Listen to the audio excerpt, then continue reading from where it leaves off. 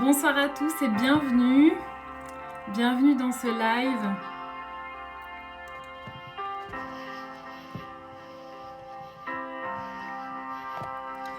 Bonsoir à tous et bienvenue. Je suis heureuse de vous retrouver ici.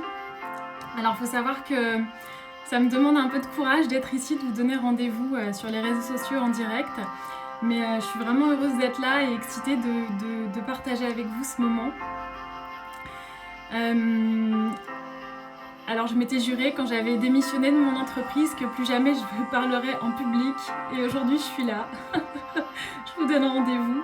Mais ce que j'ai à partager avec vous ce soir c'est vraiment, c'est plus fort que moi. Je ressens vraiment le besoin de venir partager avec vous ce que j'ai vécu, ce qui m'aide aujourd'hui, tout ce que j'ai appris. C'est vraiment ma façon de contribuer à rendre le monde meilleur. Donc voilà, super heureuse d'être là. Bienvenue à tous. Coucou Shirley.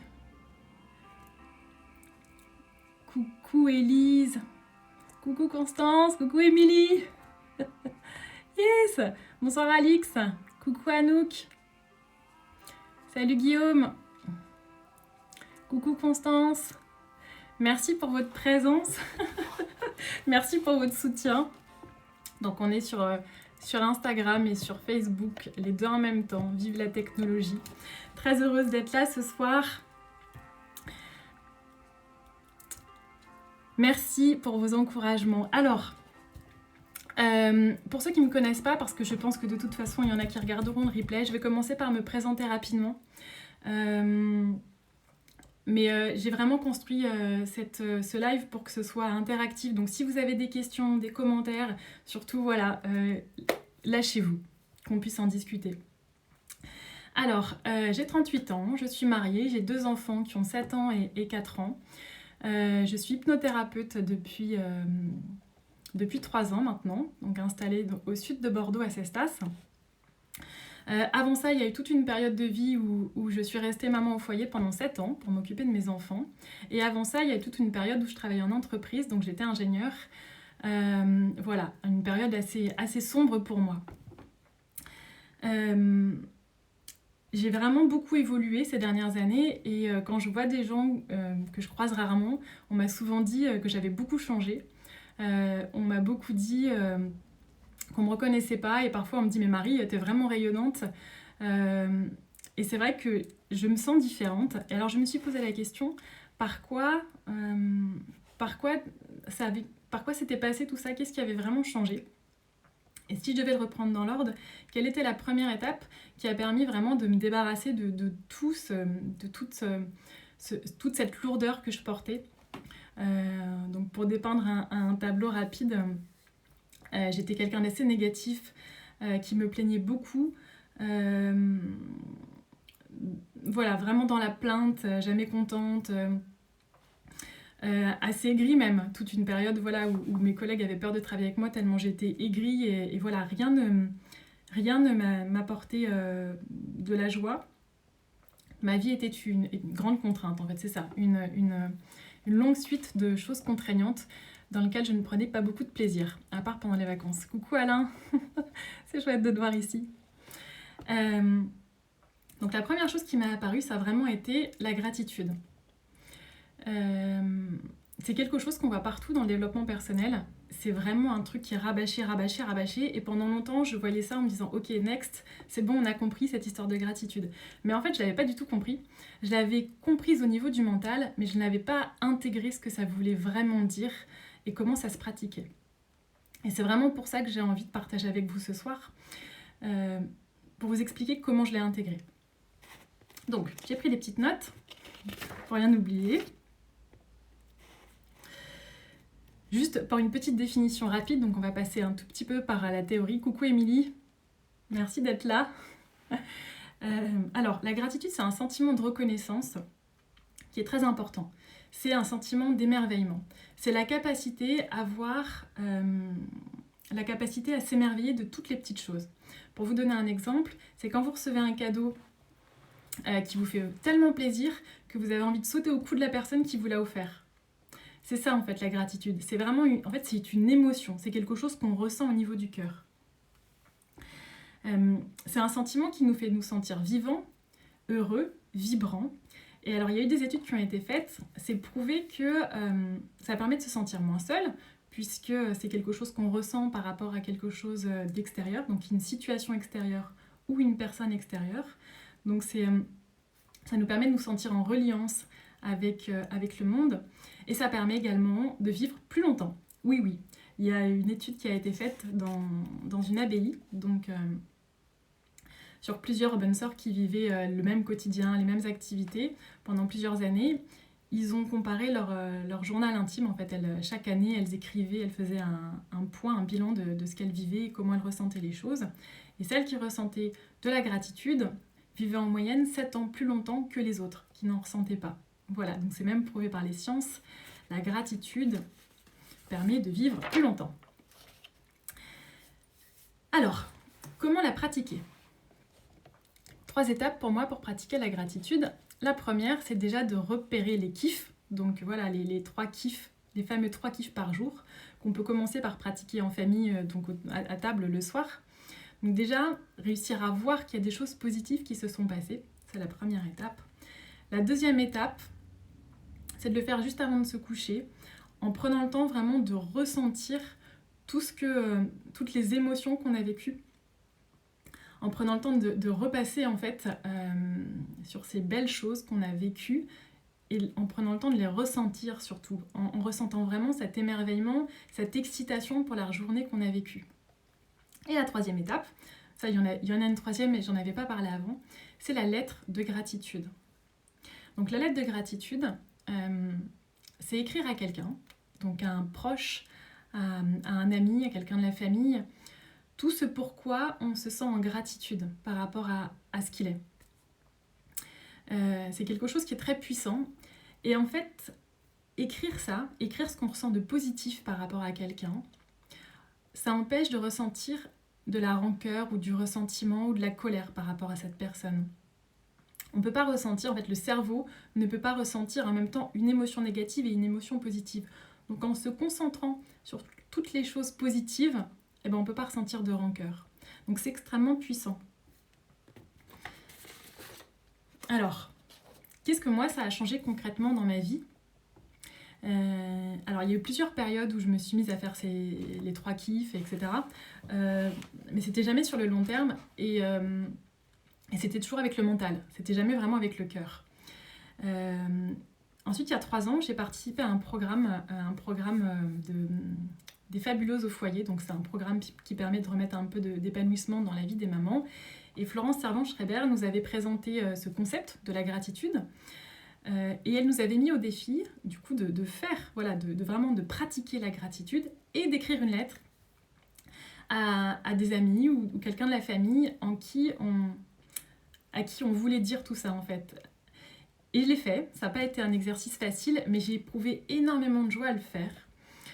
J'ai écrit une lettre à une amie en la remerciant pour tout ce qu'elle avait fait pour moi, en la remerciant pour tout ce qu'elle avait, tout ce qu'elle était et ce qu'elle avait pu créer dans ma vie en fait. Et j'ai repéré en lui écrivant tout ce qui m'était arrivé depuis en fait que je l'avais rencontré et c'était vraiment super puissant de lui écrire et de lui dire en fait. Et je me souviens que Florence Servan-Schreiber nous avait expliqué qu'elle avait fait cette lettre de gratitude à son mari, donc ça avait été assez impressionnant. Et elle nous expliquait que les prochaines étapes, c'était de le faire à nos parents. Ça paraît tout simple, mais en fait, c'est écrire à son papa ou à sa maman et lui dire merci pour tout ce qu'il a fait et pour tout ce qu'il est. Ça, voilà, il y a une espèce de petit mouvement de recul. Je me souviens que moi, je m'étais dit, oh là là, bon, bah, peut-être à papa un jour, mais à maman, je pourrais jamais. Et alors l'année dernière, ce qui s'est passé, donc tout ça s'est passé il y a 3 ans, et puis j'avais écrit à ma lettre de gratitude à une amie, et puis j'avais oublié tout ça, je suis passée à autre chose. Et l'année dernière, maman a fêté ses 70 ans, enfin elle a eu 70 ans, mais il faut savoir que c'est très difficile de faire un cadeau à ma maman, parce qu'elle n'a jamais besoin de rien, elle sait jamais ce qui lui ferait plaisir, et elle nous dit toujours, bah, moi ce qui me fait plaisir, c'est quand vous êtes là. Donc je m'étais dit, pour son anniversaire, on va lui faire la surprise de venir lui rendre visite. Donc moi j'habite à Bordeaux, toute ma famille vit dans le nord à Lille. Je me suis dit, on va débarquer à 4 et ce sera cool. Sauf que la vie en a décidé autrement, puisque 3 jours avant, le EasyJet a annulé nos billets d'avion et je me suis retrouvée 3 jours avant, du coup, avec la surprise qui tombait à l'eau. Et j'étais bien embêtée parce que j'avais vraiment pas de cadeau, en fait. J'avais juste pas de cadeau, en fait, puisque c'était nous, le cadeau. Donc je me suis dit, qu'est-ce que je vais faire? Et j'ai eu cette idée de me dire, en fait, je vais écrire une lettre à maman et je vais lui faire une lettre de gratitude. Et c'est drôle parce qu'en fait, on se dit toujours, oui, je le ferai quand j'aurai le temps, ça me prendra du temps, il faut que j'y réfléchisse. Et là, pendant 1 heure à peu près, ça a dû me prendre 1 heure, j'ai écrit 3 pages, vraiment avec mes tripes, où j'ai écrit à maman. Faut savoir que j'ai une relation un petit peu compliquée avec ma maman. J'ai tendance à contre toute apparence, en fait, je lui fais énormément de reproches. On a une relation un petit peu électrique, donc c'est jamais une partie de plaisir quand on est ensemble. Voilà, c'est jamais très agréable. Et je le sais tout ça, mais c'est difficile pour autant d'en parler avec elle. Donc dans cette lettre, je lui ai écrit toutes les choses pour lesquelles je la remerciais. Je lui ai dit que je savais que je lui faisais constamment des reproches et que j'en étais sincèrement désolée, mais que c'était plus fort que moi, mais qu'aujourd'hui je mettais tout ça de côté et que je me concentrais uniquement sur tout ce qu'elle avait fait pour moi. Et la liste, elle a été super longue. Et ça a été vraiment beaucoup d'émotions, en fait, d'écrire ça et de ressentir, en fait, tout ce que ma maman avait fait pour moi. Et quand on est maman, en fait, on se rend compte de ce que ça a été, de ce qu'elle a fait pour nous. Et cette lettre, j'ai eu une réponse absolument fantastique, très touchante, où c'était vraiment la première fois que maman se délivrait un peu, se livrait. Et je sais que cette lettre, elle a changé quelque chose dans notre relation. Quelque chose de très subtil, mais il y a quelque chose qui a fondamentalement changé. Et cet hiver à Noël, on a été passer 1 semaine dans la famille et j'ai senti que les choses avaient changé. J'ai senti que malgré parfois mes remarques, mes reproches, les trucs qui sortent en fait malgré moi, j'ai senti que maman, elle savait que en fait, ok, ça c'est juste la façade, la surface, mais qu'en fait je l'aime profondément. Et ça a changé vraiment quelque chose de très très fort quoi, dans notre relation. Et même moi, en fait, le fait de lui avoir dit merci pour ce qu'elle avait fait pour nous, ça m'a enlevé un poids. Ça m'a permis de changer mon regard sur cette histoire, en fait, et de me dire, en fait, non, maman, elle a fait de son mieux, elle a fait plein de choses pour moi, et j'arrête de voir tout ce qu'elle n'a pas fait ou tout ce qu'elle a mal fait à mes yeux.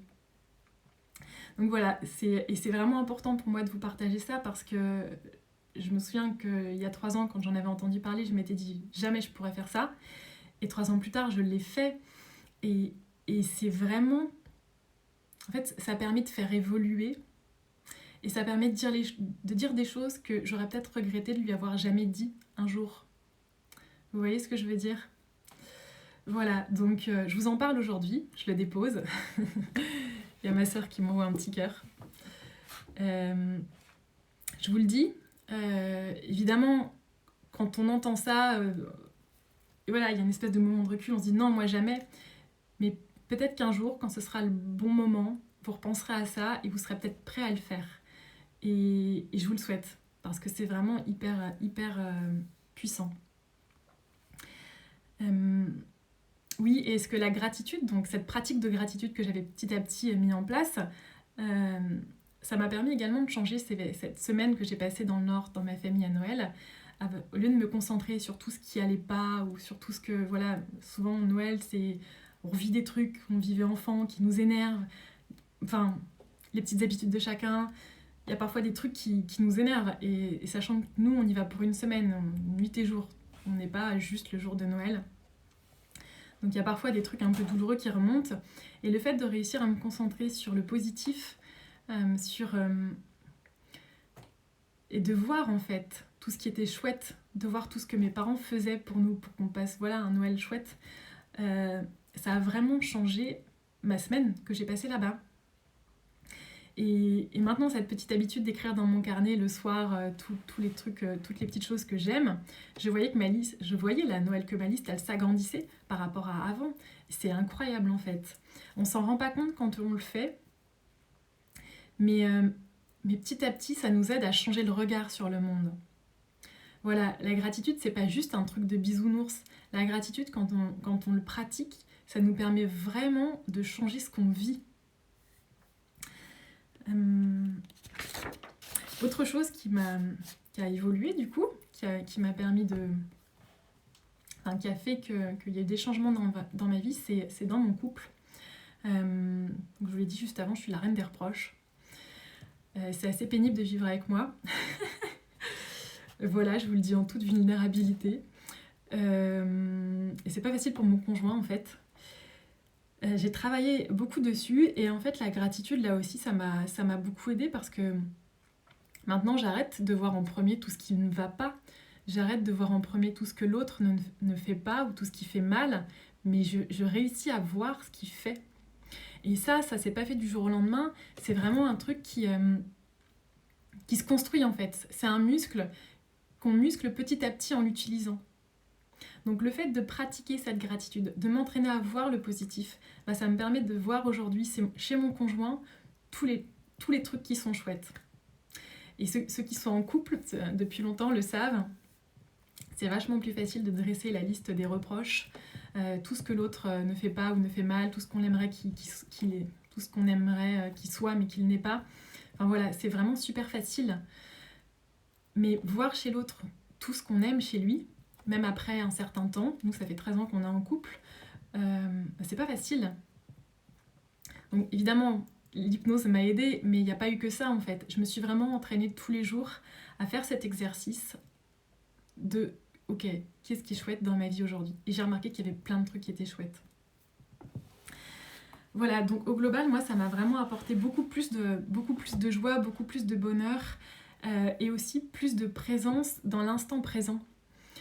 C'est quand on se concentre sur les émotions positives qu'on est en train de vivre, quand on voit des détails, quand on voit un beau paysage, le soleil qui se couche, la belle lumière dans le ciel, quand on voit que le thé ou le café il est chaud, qu'on se lave à l'eau chaude, quand on arrive à se concentrer sur ça et sur ce que ça nous fait comme émotion, on est dans l'instant présent. Voilà, on n'est pas en train de penser au futur, à l'après, on n'est pas en train de penser au passé ou ce qu'on a dit, ce qu'on n'a pas dit, ce qu'on aurait dû dire. On est dans l'instant présent. Donc ça permet d'apporter plus de conscience à ce qu'on vit et à nos émotions. Alors je vais respirer un coup parce que je suis en apnée. Bah oui, Alix, 15 ans. 15 ans de couple, bah oui, forcément, c'est pas facile quand on est en couple depuis si longtemps, hein, de voir que tout ce que l'autre nous apporte. Mais c'est un chouette exercice à faire, de regarder. Alors au début, c'est pas facile. On se dit, mais en fait, il n'y a rien. mais je sais pas ce que je fais encore avec cette personne. Voilà, au début, on passe un peu par ça. Mais c'est petit à petit, en fait. On se repose la question, et encore, et encore. Et puis un jour, on voit. Et puis du coup, plus on ressent de la joie, plus on ressent de l'émotion positive, plus on ressent cette gratitude, plus du coup, on change notre posture par rapport à l'autre. Et plus on change notre posture par rapport à son conjoint, plus lui le ressent. Donc plus il va être à même de faire des choses, des trucs quoi, pour le couple aussi. Donc c'est vraiment un cercle vertueux. Alors évidemment, ça prend du temps, hein. Enfin voilà, moi dans mon histoire, il y a eu beaucoup plus une plus longue période où j'étais pas contente que cette période où je suis heureuse de ça. Mais je vois que tout le travail que j'ai fait, en fait, aujourd'hui, m'amène des résultats vraiment concrets, quoi. Vraiment des trucs, c'est vraiment un truc de fou, en fait, la gratitude. C'est pour ça que je vous en parle. Alors, les freins à la gratitude. Ouais, je me suis amusée à faire un peu une liste de tout ce qui nous empêchait de nous sentir en gratitude. Alors pour moi, déjà la première chose, il faut oser sourire quand tout le monde tire la tête. Oser être heureux quand le monde tourne mal, quand les choses autour de nous sont graves, quand il y a de la pauvreté, quand il y a des gens qui sont au chômage, quand quand il y a des guerres en fait. Et c'est pas facile en fait d'oser être le seul à sourire quand tout est grave. Mais il y a une chose vraiment il y a une chose importante en fait à prendre en compte, c'est pas parce que c'est pas parce qu'on s'empêche de sourire qu'on va soulager la douleur ailleurs. C'est pas parce qu'on est malheureux avec l'autre que ça va soulager sa douleur. Il y a une différence entre être à l'écoute, être présent et être malheureux pour l'autre. Donc c'est vraiment réaliser qu'en fait ça sert à rien de porter la douleur du monde en fait en soi, que ça va pas rendre le monde meilleur et qu'au contraire en étant heureux, en ressentant de la gratitude pour ce qu'on vit, bah ça va pas dédoubler la souffrance en fait. Ça va pas l'enlever forcément chez les autres, mais au moins en la prenant pas chez nous, on ne la dédouble pas. Voilà, donc pour moi, oser la gratitude, quoi. Oser sourire, oser la gratitude. La norme dans notre monde, elle est plutôt à la plainte, surtout en France où on a une capacité à se plaindre, à faire la victime qui est assez élevée. C'est pas facile de se démarquer en fait, on n'a pas forcément envie de faire tâche, on n'a pas envie de se sentir exclu quoi. Je me souviens des fois j'allais, je sais pas, à des magasins, des trucs comme ça et quand j'étais la seule à sourire, mais pas parce qu'il y avait un truc qui me rendait heureuse, juste parce que bah voilà, je suis en vie, je suis heureuse, je souris. Et je me souviens que quelqu'un m'avait regardé genre elle est folle celle-là. Donc oui, en fait, faut oser se démarquer, oser être différent en fait. Parce que y a aussi voilà ce frein, c'est la comparaison. Quand on a toujours tendance à regarder chez les autres et à se comparer, à voir que quand on a tendance à penser que l'herbe est plus verte ailleurs alors que c'est pas vrai. Moi je sais que j'ai énormément tendance à me comparer, c'est vraiment un truc qui m'a pollué mais super longtemps. Encore aujourd'hui ça m'arrive, mais j'arrive plus à me sentir contente quand je vois les autres qui réussissent. Alors qu'avant, voilà, quand je voyais quelqu'un qui réussissait, c'est pas que j'étais jaloux, mais ça me renvoyait à moi, j'y arrive pas en fait. C'était vraiment ça, bah moi, j'y arrive pas. Et arrêter de se comparer, ça permet aussi de ressentir de la joie pour ce que les autres vivent en fait, pour leur joie à eux.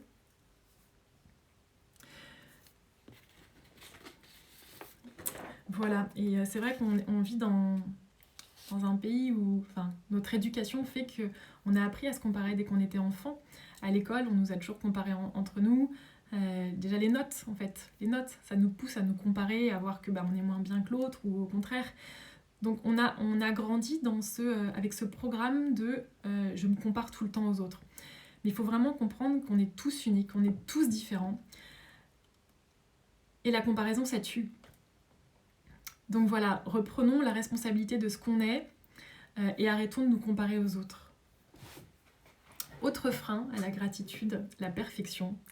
La perfection, moi j'ai beaucoup travaillé dessus et j'ai réalisé que voilà, le fait de jamais être contente, d'être une éternelle insatisfaite, ça me polluait. Et ça m'empêchait d'être contente pour ce que je faisais en fait. Je voyais toujours ce qui allait pas, que j'avais pas fini, qu'il fallait que je fasse mieux. Et il y a un mantra qui m'a énormément aidée. Donc un mantra, c'est une petite phrase qu'on se répète tous les jours, de façon à la reprogrammer dans notre inconscient. C'était « fait vaut mieux que parfait ». Voilà, ça fait longtemps que j'avais envie de... Oui, merci Alix, tout est tellement vrai, merci. Ça fait longtemps que je m'étais dit, voilà, j'aimerais bien partager sur des petits trucs qui m'ont aidée, mais je n'osais pas le faire. Ça m'a demandé vraiment du courage de venir le faire ici et de vous poser ce petit rendez-vous. Mais ce que je vais me dire ce soir, voilà, je l'ai fait et ça vaut mieux que de l'avoir jamais fait. Le truc parfait que j'aurais jamais fait. Donc me voilà, moi, dans mon imperfection, avec ce que je suis aujourd'hui, mais avec tout mon cœur, et c'est mieux comme ça, plutôt qu'un truc que je ferai jamais en fait. Salut Nicolas! On parle de la gratitude ce soir. Voilà. Ensuite, autre frein à la gratitude, il y a beaucoup de gens qui ont comme programme inconscient le fait de se plaindre, de faire la victime. Parce que pour eux, se plaindre, c'est recevoir de l'attention. Quand on était enfant et qu'on pleurait, notre maman venait s'intéresser à nous, elle venait nous soigner, etc. Ça contribue aussi à ça. Aujourd'hui, plus tu te plains, plus on s'intéresse à toi. Quand tu vas dans un groupe de copains, de copines, on te demande comment ça va, et celui qui va pas, on va l'écouter pendant super longtemps. Et on va s'intéresser à lui, etc. Et celui qui va bien, on va pas lui poser trop de questions. Donc voilà, c'est aussi prendre le risque qu'on s'intéresse moins à nous, parce que quand on va bien, les gens ils ont moins envie de nous demander comment ça va. J'ai déjà eu cette sensation avec des copines de me dire, j'avais l'impression qu'il y avait un concours à celui qui avait le plus de problèmes. Mais c'est vraiment ça en fait. Ah oui, mais attends, mais toi t'as eu ça. Ah non, mais attends, mais toi t'as eu ça. Ça c'est quand même pire. Ah, mais vraiment, ma pauvre. Et voilà, d'observer cette scène et de me dire, en fait, quand t'as pas de problème et que tu vas bien, on s'intéresse pas à toi.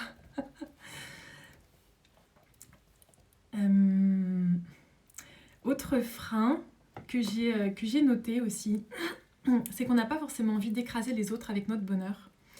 On n'a pas forcément envie de faire de la peine en montrant aux autres qu'on est heureux, qu'on a de l'argent, qu'on a un conjoint qui va bien, qui est cool. On n'a pas forcément envie d'écraser les autres en fait, avec notre bonheur. Et moi pendant longtemps j'ai eu ça. J'avais pas forcément envie de dire que moi j'avais pas de problème en fait. Et voilà, c'était plus facile de dire que j'avais des problèmes plutôt que de dire que j'en avais pas. Je viens de perdre le fil, mais ouais, c'est vraiment ça en fait. Pas envie de faire de la peine aux autres en disant que nous on va bien. Et puis voilà, le côté d'être seul en fait, quand on est le seul qui va bien au milieu des autres qui ont des problèmes, qui en chient, voilà, on est le seul et on n'a pas envie de se sentir exclu ou de se sentir rejeté. Voilà, donc la gratitude, ça s'ose. C'était vraiment ça que je voulais vous dire, c'est qu'il faut oser être heureux, oser se sentir en gratitude, oser mettre en place cette spirale vertueuse. Au début, alors dans un groupe, c'est pas forcément évident quand on est le seul à être comme dans cette optique-là, mais il faut savoir que c'est une spirale vertueuse, c'est-à-dire que ça commence par vous, et petit à petit vous emmenez tout le monde là-dedans. Moi je sais qu'aujourd'hui je vois beaucoup plus de toutes mes collègues de formation, d'ailleurs coucou à toutes celles qui sont là. Je côtoie énormément de gens qui voient la vie en rose en fait, qui voient le positif partout, et ça fait du bien. Mais quand on n'est pas dans ce milieu-là et qu'on n'a que des copains, que de la famille qui se plaint tout le temps, qui est dans le négatif, etc., on a l'impression qu'on va être seul au monde si on commence à arrêter de se plaindre. Mais je vous assure qu'il y a plein de gens positifs, en fait. Il y en a plein, heureusement. Voilà, alors, autre point, vibrer la gratitude. Quand on démarre avec l'équipe, ça peut être difficile de ressentir de l'émotion et de la reconnaissance. Et c'est tout à fait normal. On a besoin de temps pour que ça passe du mental au cœur. On a besoin de temps pour l'intégrer. Il y a une différence entre savoir quelque chose et le pratiquer et enfin l'avoir intégré. Parce que la gratitude, ça se passe au niveau du cœur, il faut du temps pour que ça descende. On a besoin de temps pour l'incarner. Aujourd'hui, moi, je le ressens vraiment ici, en fait. La gratitude, c'est quelque chose que je vibre. C'est pas quelque chose que je mentalise, c'est pas quelque chose que je vois, en fait. Ça va plus loin que ça. C'est vraiment quelque chose que je vibre, où je me sens vraiment heureuse et excitée quand je vis des trucs positifs. Et ça peut être des petits détails.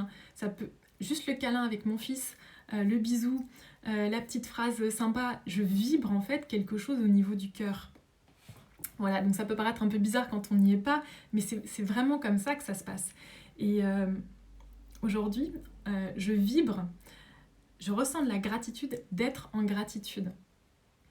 Voilà, ça peut paraître fou, mais le fait de me sentir en gratitude, ça me met en gratitude et ça me rend contente. Et plus je suis contente d'être contente. Donc c'est vraiment une espèce de spirale positive.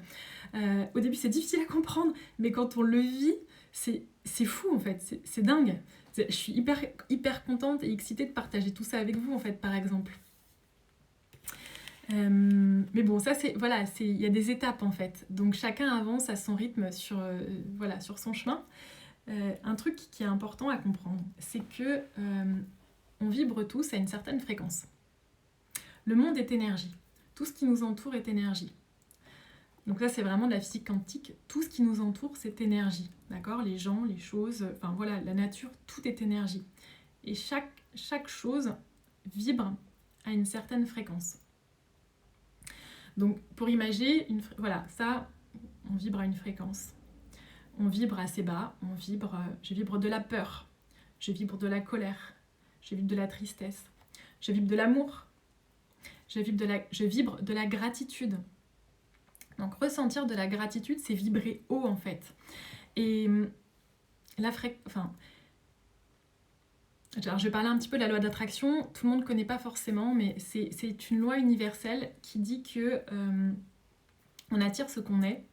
Mais c'est vraiment physique, c'est-à-dire que quand on vibre à une certaine fréquence, on a tendance à attirer des gens ou des situations qui vibrent à la même fréquence. C'est voilà, des gens avec qui, par exemple, quand on dit je suis vraiment sur la même longueur d'onde que toi, parce que vous vibrez à des fréquences qui sont assez similaires en fait. Donc on attire des gens qui vibrent à la même fréquence que nous. Plus vous allez vibrer de la gratitude, plus vous allez attirer des gens qui vibrent la gratitude. Plus vous vibrez la peur, plus vous attirez des gens qui vibrent la peur. C'est vraiment une loi universelle.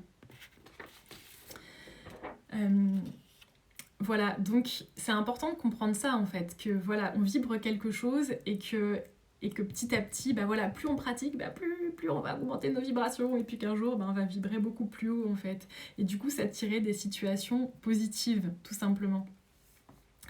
Alors juste un aparté par rapport à ça, parce que du coup, je vous disais, la peur, la colère, les émotions négatives, la rancœur, sont des émotions qui vibrent bas, mais c'est pas pour ça qu'il faut s'empêcher de les vivre. En fait, les émotions, c'est 50-50 dans la vie. 50% d'émotions positives, 50% d'émotions négatives. C'est humain. Ce qui est important dans les émotions, c'est de ne pas les rejeter, c'est de les accueillir en fait. C'est dangereux de vouloir rejeter une émotion, de lutter contre, de vouloir fuir. Dans les émotions qu'on vit, en fait, elles sont là pour nous passer un message, pour nous dire qu'il y a un truc qui ne va pas.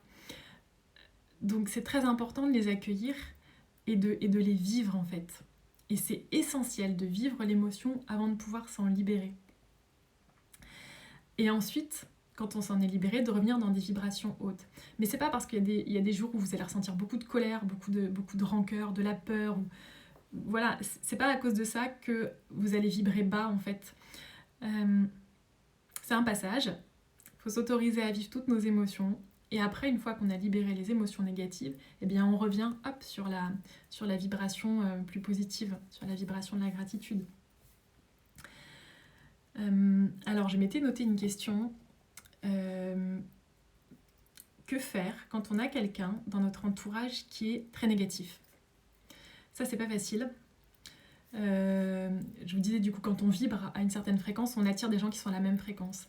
Et parfois, quand il y en a un, par exemple dans un couple, qui commence à vibrer haut, et que l'autre ne suit pas, que l'autre il vibre bas, il n'est pas du tout dans la gratitude, il n'est pas là-dedans, en fait, on a tendance à s'aligner avec l'autre. Donc, celui qui vibre bas, il va nous tirer vers le bas, mais celui qui vibre haut, il va tirer vers le haut l'autre. Donc, l'idée, c'est de ne pas chercher à tout prix à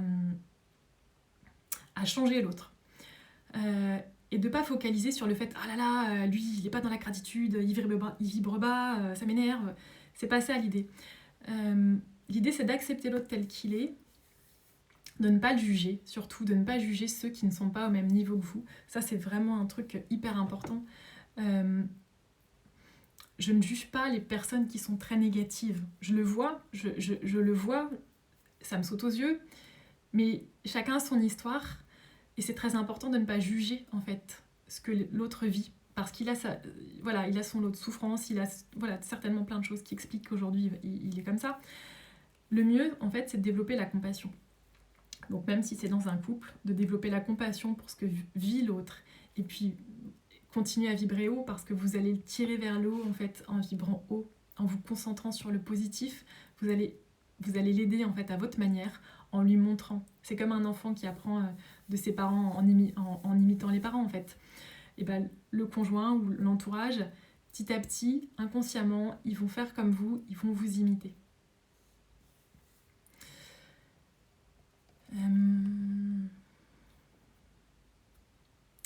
Qu'est-ce que... je regardais s'il n'y avait pas des questions.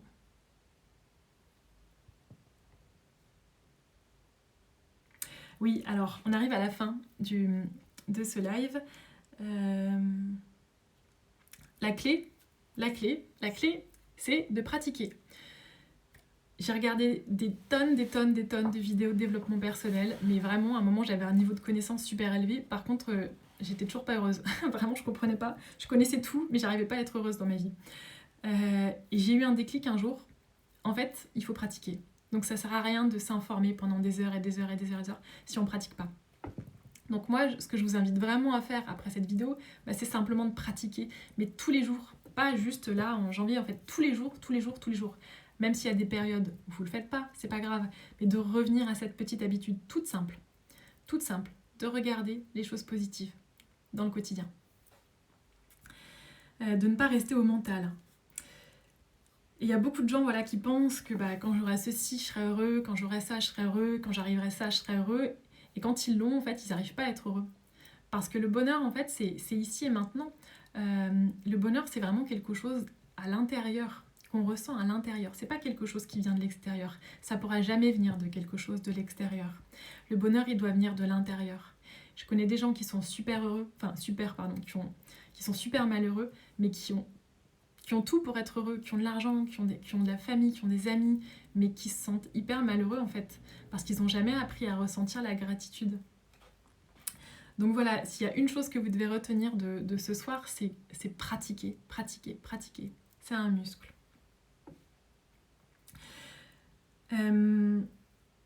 Alors on va faire un exercice avant de se quitter, mais juste pour ceux qui veulent aller plus loin, j'ai écrit une séance d'hypnose, un audio d'hypnose que vous pouvez écouter qui dure à peu près 25 minutes. Donc là, pour le coup, il sera à vendre sur mon site internet où on va vraiment reprogrammer l'inconscient pour qu'il puisse voir le positif dans sa vie. Je vous disais que c'est quelque chose qui se muscle, que c'est quelque chose... Voilà, ça demande de l'entraînement, mais on peut aussi vous donner un coup de pouce en allant parler directement à l'inconscient, et l'hypnose, c'est parfait pour ça. Donc ceux que ça intéresse, je le mettrai certainement jeudi sur mon site web. C'est un petit audio qui dure 25 minutes, qui sera au prix de 10 €. Alors, avant de se quitter, on va faire un exercice. Hop, je regarde s'il n'y avait pas des questions. Alors, vous allez mettre la main sur le cœur.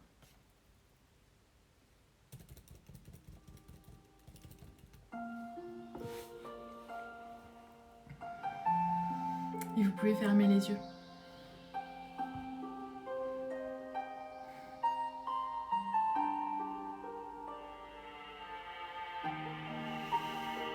Et sentir les battements de votre cœur.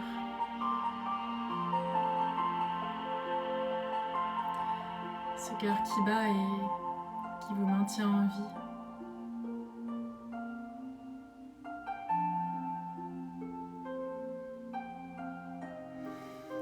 Et chaque jour que vous vivez sur cette terre,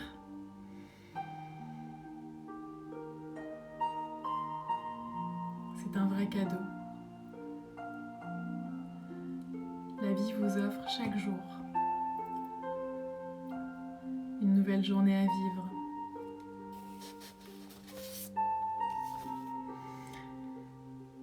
Et pas un jour comme les autres parce que c'est l'unique jour qui vous est donné aujourd'hui. C'est un cadeau et c'est le seul cadeau que vous ayez maintenant.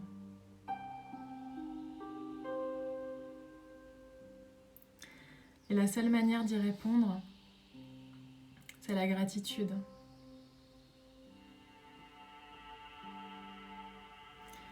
Si vous ne faites rien d'autre que de cultiver cette réponse au cadeau fantastique qui est ce jour aujourd'hui,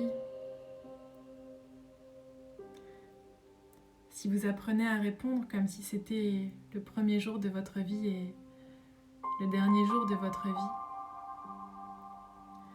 alors vous aurez bien vécu cette journée.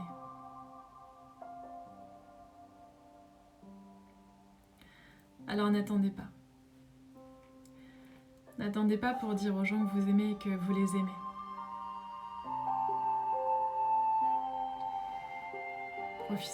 Profitez de ce jour unique.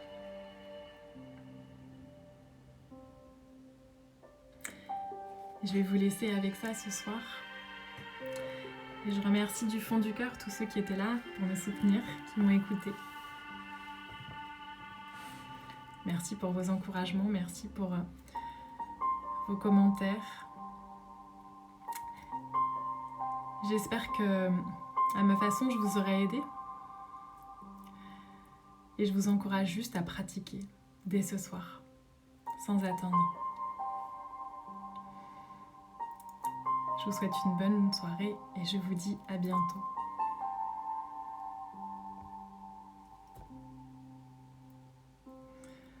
Et Alix, je viens vous parler en privé après ce live. Avec plaisir. Coucou Élise, j'avais pas vu que t'étais arrivée.